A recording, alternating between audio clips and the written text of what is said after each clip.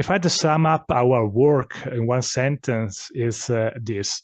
Who treats you can influence how well you do, even in a rheumatologist. Hello, everyone. I'm Alessandro Giollo. I'm a rheumatologist and a clinical researcher working in the University of Padua Rheumatology Division. And I'm going to describe our paper, which is called Long-Term Outcomes Based on the Sex of the Rheumatologist in a Prospective Cohort of Rheumatoid Arthritis Patients, which is going to be published in Mayo Clinic Proceedings. In our work, we showed that the sex of the treating physician may affect the outcomes of patients with rheumatoid arthritis, whatever disease control or remission. In fact, we found better disease control and higher remission rates among patients treated by female rheumatologists compared to their male counterparts. And interestingly, this was directed to male patients in particular. So our results highlight that aside from efficacy of drugs and steroids, DMARDs, most important things for better disease control are communication between the treating physician and the patients, and also the clinical approach. We basically followed more than 1,100 people with established rheumatoid arthritis who initiated or were already treated with biological drugs or JAK inhibitors. When we adjusted for all the main confounders, so disease duration, disease activity, steroids dose as well, we found a consistent results that female rheumatologists were obtained better DAS28 values and remission, DAS28 remission scores during a 4-year follow-up time.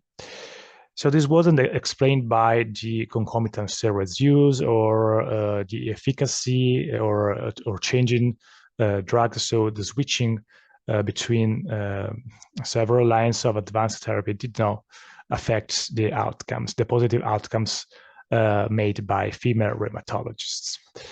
We think that our results are relevant to clinical practice because obviously our results mean that we need to put more effort in establishing a good relationship with patients and improve communication with them, and also involving patients in the therapeutic choice might affect favorably the outcomes. In fact, we ask patients to express themselves on the results of our study, and they actually attributed to the empathy of the treating physician, the one of the most important factors affecting their clinical outcomes. So for patients, the message of our study is empowering. So we need to improve the relationship between rheumatologists and their patients, because feeling listened and understood and actively involved in shared decision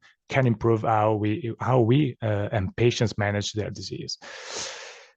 So obviously there are this study made more questions than answers, and our next goal is unpacking the why. So why the female rheumatologists were so good in treating rheumatoid arthritis patients compared to males. And of course, we need to disentangle whether it was communication style, treatment strategy, and something else. And also we need to validate our results in different settings and also in other countries and all the patient populations, including more diverse patients population, ethnicity, and all the factors that weren't collected in our study. So the bigger picture is to identify these elements to lead to better outcomes. And of course, our final aim is to provide a more personalized care for our rheumatoid arthritis patients across all rheumatology facilities. Thank you for your attention, and I invite you all to read our article, which is going to be published in the October issue of Mayo Clinic Proceedings. Thank you very much. We hope that you found this presentation from the content of our website valuable. Our journal's mission is to promote the best interests of patients by advancing the knowledge and professionalism of the physician community. If you are interested in more information about us, our homepage is www.mayoclinicproceedings.org. There you will find access to information for our social media content, such as additional videos on our YouTube channel, www.youtube.com Mayo Proceedings. Our journal updates on Facebook, www.facebook.com Mayo Clinic Proceedings. You can also follow us on X, formerly known as Twitter, available at Mayo Proceedings.